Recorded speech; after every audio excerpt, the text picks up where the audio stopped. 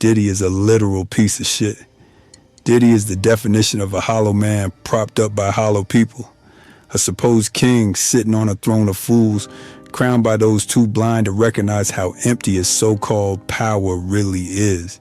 His influence only works on minds as misguided and flimsy as his own. People who think stacks of paper, ego fuel, somehow equal a real life.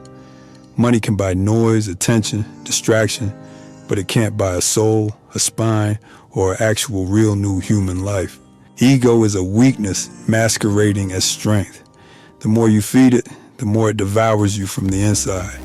That's why people like him end up as tantrum machines wrapped in designer clothing, spitting out empty rhetoric that somehow passes for wisdom among the mentally untested.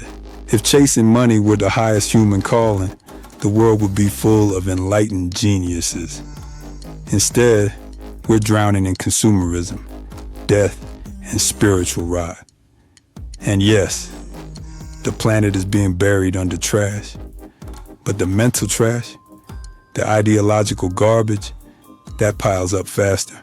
The residue of people like Diddy, the narcissism, the ego worship, the delusion that wealth equals worth, that clogs up society way before plastic ever could.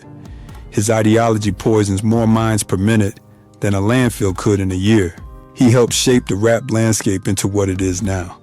Shallow, performative, and allergic to accountability. Their version of greatness was just being present at the right cultural moment, with an idea slightly shinier than the rest. That's it. That's the big secret. They weren't prophets. They were placeholders. And once the South and other regions got the spotlight, once new energy hit the field, his ideas withered fast. They stopped moving people because they were never built to last. There are ideas far superior to what we sometimes get to see. Ideas ahead of society's haze may be too advanced for a culture obsessed with spectacle.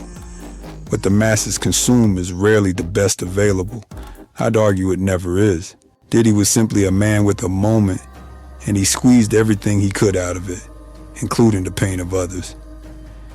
And what did money get him? Empty houses, empty sex, empty ego boosts, cars that do the same job every other car does. Food no better than what a semi-functional adult could cook at home. Nothing real. Nothing that strengthens the body, the mind, or the character. Money just inflated his ego and deflated his humanity. In many ways, he is less than the average person who has at least wrestled with reality instead of hiding behind it. He's not a king. He's a figurehead for a culture that confuses attention with value and noise with depth. Anyone can get rich if they're relentless enough, even the biggest fool. Wealth is not wisdom.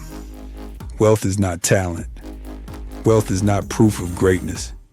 Sometimes it's proof of nothing but obsessive emptiness.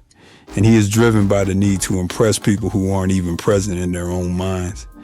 People fantasizing about being greater than the man they pretend to idolize, not realizing they're worshiping cardboard. Paper gods, paper greatness, paper souls. Let creation brand them for the way that it turned.